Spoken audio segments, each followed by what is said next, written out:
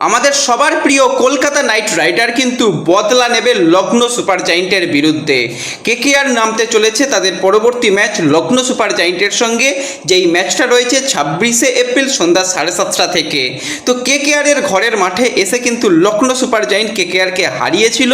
তো কেকেআর কিন্তু এবার বদলা নেবে লখনৌর ঘরের মাঠে গিয়ে। কেকেআর কিন্তু ম্যাচ জিতে নিতে চাইছে। তো দুটো দলের শক্তি দুর্বলতা কি বলবো, হেড টু হেডের রেকর্ড কি রয়েছে সেটা তোমাদের সঙ্গে আলোচনা করব। তার সাথে সাথে কি কি চেঞ্জ কেকেআর করতে চলেছে এই লখনৌ সুপার জায়েন্টকে তাদের ঘরের মাঠে হারানোর জন্য, সেই নিয়েও কথা বলার রয়েছে। প্লেইং 11 নিয়েও আলোচনা রয়েছে এই ভিডিওতে। ইন্টারেস্টিং ভিডিও হবে, শুরু থেকে শেষ পর্যন্ত দেখো। ভিডিও ভালো লাগলে সকলে একটু লাইক শেয়ার করে দিও।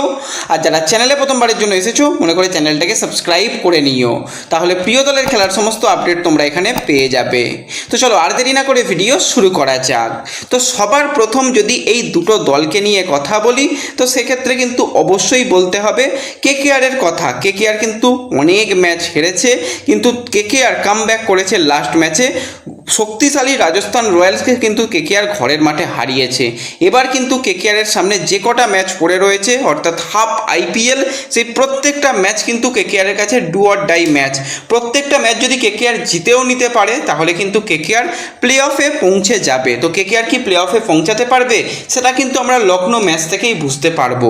এবার এই দুটো দলে যদি আমরা হেড টু হেডের রেকর্ড নিয়ে কথা বলি, আইপিএলের মঞ্চে কিন্তু টোটাল এই দুটো দল 7বার একে অপরের মুখোমুখি হয়েছে। এবং অবশ্যই লখনৌর পাল্লা ভারী, সেখানে লখনৌ 5টা ম্যাচ জিতেছে এবং দুটো ম্যাচ কিন্তু ড্র হয়েছে।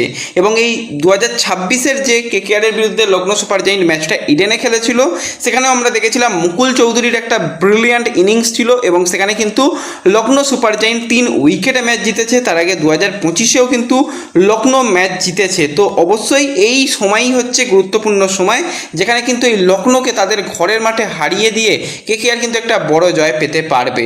কারণ লখনৌ কেকেআরকে কিন্তু সেই হারিয়েছিল, তারপর কিন্তু টানা 4টি ম্যাচ হেরে তারা আবার সেই কলকাতার মুখোমুখি খেলতে আসছে।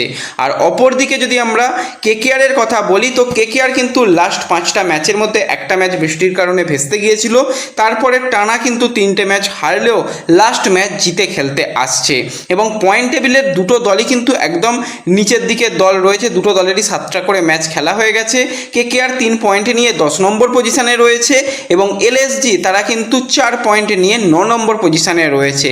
তো বোঝাই যাচ্ছে নিচের দিকে দুটো দলের কিন্তু যদি আমরা শক্তি দুর্বলতা বলি, তো দুটো দলের দুর্বলতাই সবথেকে বেশি, সেই কারণেই কিন্তু তারা একদম নিচের দিকে রয়েছে, এটুকু আমরা জানি। কেকেআর তারা তাদের বেস্ট প্লেইং 11 খুঁজে পায়নি।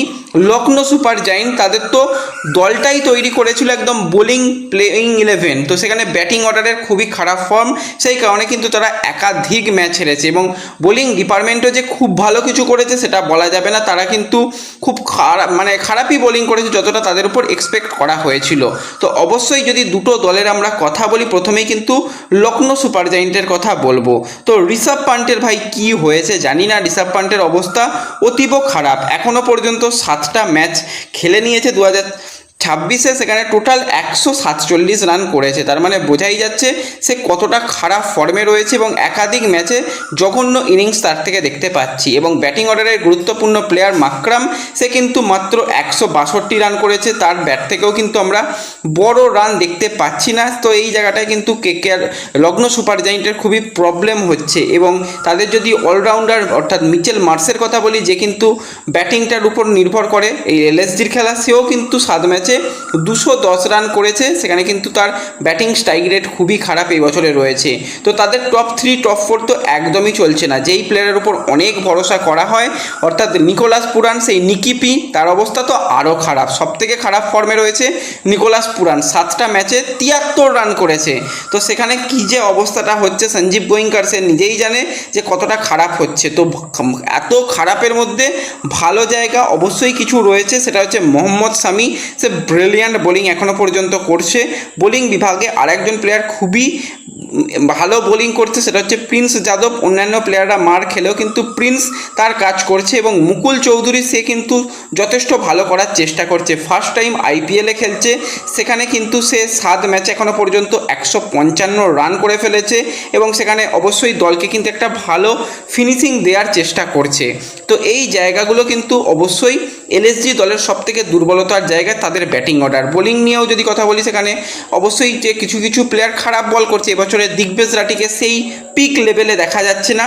রাজস্থান রয়্যালসের মতন দল, যাদের বিরুদ্ধে কিন্তু তারা ম্যাচ জিততেই পারলো না, যেখানে রাজস্থানকে তারা মাত্র 159 রানে আটকে দিয়েছিল। 160 রান টি20তে কোনো ব্যাপারই নয়, সেখানে রান চেস করতে গিয়ে 40 রানে হেরেছে। পাঞ্জাবের বিরুদ্ধে পাঞ্জাব যা মেরেছিল 254 রান করে দিয়েছিল, সেখানে তো ম্যাচ জেতা এই এলএসজির পক্ষে সম্ভব নয়, সেখানে 54 রানে হেরেছে। তার আগে আরসিবির বিরুদ্ধে যদি আমরা কথা বলি, সেখানেও কিন্তু 146 রানই করতে পেরেছিল আরসিবির বিরুদ্ধে, সেখানে আরসিবি ইজিলি সেই ম্যাচ বার করে দিয়েছিল। এবং তার আগে যদি গুজরাটের কথা বলি, তো গুজরাটের ক্ষেত্রেও কিন্তু এই 164 রানই করতে পেরেছিল এলএসজি খুব কষ্ট করে, সেখানে কিন্তু গুজরাট সহজেই ম্যাচ জিতে গিয়েছিল। তো এই দলটার কিন্তু ব্যাটিং অর্ডার দেখেই বোঝা যাচ্ছে তারা 150 160টাই তারা সবথেকে বেশি করছে। ওই 201টা ম্যাচে হয়ে গেছে, সেটা বাদ রাখো, তারা খুব বেশি ব্যাটে রান কিন্তু পাচ্ছে না, এটা সবথেকে দুর্বলের জায়গা। এবং ওই যে কিছু প্লেয়ারের কথা বললাম, তারা মোটামুটি ভালো চেষ্টা করছে। আমার তো খুবই ভালো লাগছে, প্রিন্সের বোলিং, সে যথেষ্ট ভালো বোলিং করছে। এছাড়া কিন্তু এই দলটার মধ্যে কিন্তু কোনো কিছুই ভালো দেখতে পাবে না। কিন্তু কেকেআরের যদি আমরা কথা বলি, কেকেআরের দুর্বলের জায়গা কিন্তু বেশ কিছু জায়গা রয়েছে, সেটা হচ্ছে মিডল অর্ডার ব্যাটসম্যান, ফিনিশার এবং ওপেনার, তাদেরও কিন্তু এই ব্যাটিং অর্ডারই কেকেআরের সবথেকে দুর্বলের জায়গা রয়েছে। কিন্তু যদি আমরা লাস্ট ম্যাচের দিকে তাকাই, সেখানে কিন্তু কেকেআর যথেষ্ট ভালো করেছে। বিশেষত কেকেআর কিন্তু বোলিং বিভাগটা যথেষ্ট ভালো করে কিন্তু তারা রাজস্থান রয়্যালসের মতন দলকে তারা ম্যাচ হারিয়েছে। কারণ তাদের অবস্থাও প্রথমের দিকে খুবই খারাপ হচ্ছিল, ম্যাচ জিততেই পারছিল না, দলে কিছুই ঠিক হচ্ছিল না। তো সেখানে কিন্তু কিছুটা হলেও কেকেআর স্বস্তিতে থাকবে। আর যাই হোক, তারা ম্যাচ জিতেছে। এবং ব্যাটিংয়ে রিঙ্কু একদম ব্যাটের রান চলছিল না, সে রান পেয়েছে। ক্যামেরন গ্রিন আস্তে আস্তে রানে ফেরার চেষ্টা করছে।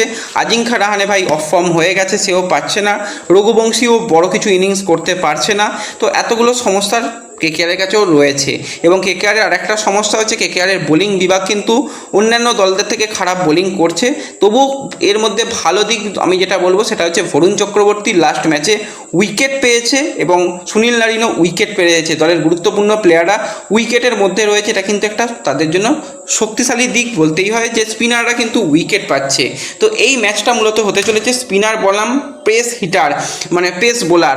তো সেক্ষেত্রে কিন্তু স্পিনারদের খেলাটা কিন্তু লখনৌ সুপার জায়েন্টের জন্য চাপ হবে। আর অপরদিকে কেকেআরের প্লেয়াররা কিন্তু পেস পছন্দ করে, সেক্ষেত্রে কেকেআরের খেলাটা কিন্তু অনেকটাই সোজা হবে এই দলের বিরুদ্ধে। তো দুটো দলের যদি আমরা প্লেইং 11 নিয়ে কথা বলি, তো এলএসজি কিন্তু তাদের প্লেইং 11-এ খুব একটা কিছু চেঞ্জ করতে পারবে না, তারা ওই একই রকম প্লেইং 11 খেলাবে। সেখানে কিন্তু আমরা মিচেল মার্সের সঙ্গে আয়ুষ বাদনিকে ওপেন হিসাবে দেখব।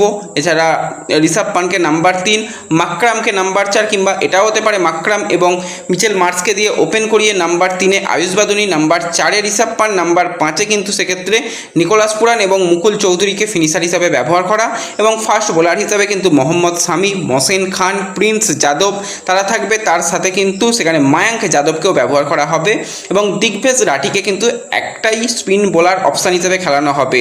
এবং অবশ্যই এলএসজি কিন্তু ইম্প্যাক্ট প্লেয়ার হিসাবে সেক্ষেত্রে কিন্তু তারা আব্দুল সামাদকে নিয়ে আসতে পারে ব্যাটিং অর্ডারকে শক্তিশালী করার জন্য। কিন্তু কেকেআর তাদের প্লেইং 11-এ বেশ অনেকগুলো চেঞ্জ করতে পারে। তো সেক্ষেত্রে টিম সাইফার্টকে ট্রাস্ট করা হয়েছিল, কিন্তু এখনও পর্যন্ত সাইফার্টের ব্যাটে রান আসেনি। ফিন অ্যালেন নেটে কিন্তু খুব ভালো ব্যাটিং করছে, হয়তো ফিন এই ম্যাচে আরও একবার কামব্যাক করতে চলেছে। তো সেক্ষেত্রে কিন্তু ফিন অ্যালেন এবং আজিঙ্কা রাহানে তারা ওপেন করবে। নাম্বার 3-এ ক্যামেরন গ্রিন এবং তার সাথে রহমান পাউল আদেও কি খেলবে, কারণ এই জায়গাতে দেখতে গেলে কিন্তু পরের ম্যাচে অ্যাভেলেবেল রয়েছে পাথিরানা। তো পাথিরানা কিন্তু আসতে চলেছে এবং রিঙ্কু সিং থাকবে, এছাড়া সুনীল নারিন থাকবে। এছাড়া যদি আমরা তাকাই রমনদীপ, সেও কিন্তু রয়েছে এবং অনুকূল রয়, ভাইবা বারোরা, কার্তিক ত্যাগী, বরুণ চক্রবর্তী, তাদের দিয়েই কিন্তু দল নামাতে চাইবে কেকেআর। তো রহমান পাউলের পরিবর্তে সেখানে আসতে চলেছে কিন্তু আমরা বুঝতেই পারছি পাথিরানা, এবং টিম সাইফার্টের পরিবর্তে ফিন অ্যালেন আসতে চলেছে। তো দেখতে গেলে কিন্তু কেকেআরের উচিত এই ম্যাচটা জিতে নেওয়া। কেকেআর অনেক বেশি ব্যালেন্স, অনেক বেশি শক্তিশালী দল। তো দেখা যাক শেষ পর্যন্ত এই ম্যাচটা কারা জেতে। তোমাদের কি মনে হয় এই ম্যাচটা কারা জিতবে কমেন্টে জানিও। ভিডিও ভালো লাগলে লাইক শেয়ার করে দিও। চ্যানেলে প্রথমবারের জন্য এলে সাবস্ক্রাইব করে নিও। দেখা হবে পরবর্তী ভিডিওতে। ধন্যবাদ।